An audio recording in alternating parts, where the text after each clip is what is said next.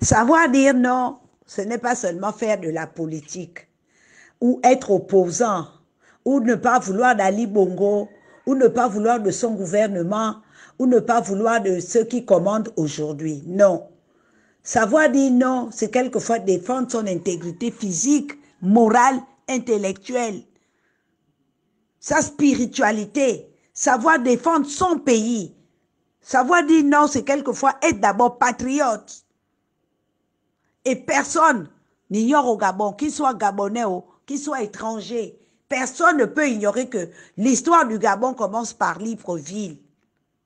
Lorsque les Portugais découvrent soi-disant les côtes du Gabon, découvrent Libreville en 1472, découvrent l'estuaire du Congo, l'estuaire du Gabon, qu'on appelle pour faire semblant estuaire du Congo.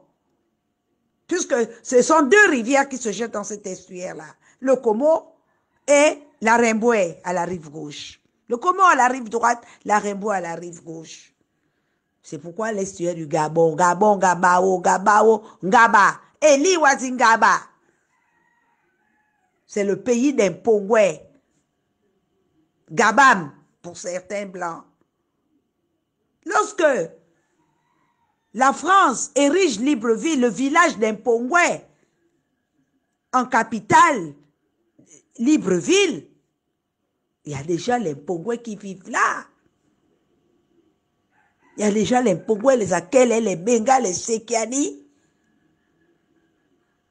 qui vivent là. Les Fans sont venus nous rejoindre. Il y a 5 ethnies qui appartiennent à l'estuaire.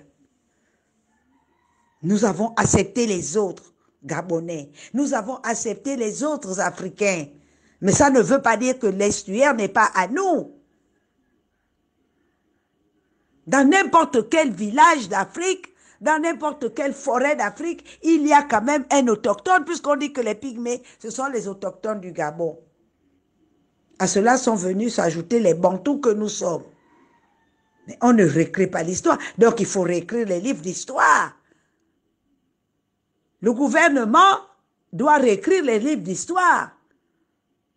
Dire que non, les Portugais, quand ils sont arrivés à Bongoville. Ils sont arrivés à Franceville avant de découvrir Libreville. Il faut réécrire l'histoire depuis les indépendances où le Gabon a 9 provinces avec des chefs-lieux de ces provinces-là, donc les capitales de ces provinces-là. Ali Bongo serait content ou les Batékés seraient contents aujourd'hui qu'on dise la capitale du Haut-Ogooué, la province du Haut-Ogooué, c'est à Kieni. Mais pourquoi nous en vouloir? L'impongoué, qu'est-ce qu'on a fait à Ali Bongo? Il est chez nous à la Pointe-de-Nez. Il a amené son ami le Marocain à la Pointe-de-Nez. Ils font ce qu'ils veulent de la Pointe-de-Nez. Il est en train de faire disparaître la Pointe-de-Nez. En ponctionnant tout le sable de la Pointe-de-Nez. Pont Ouigala n'existe plus.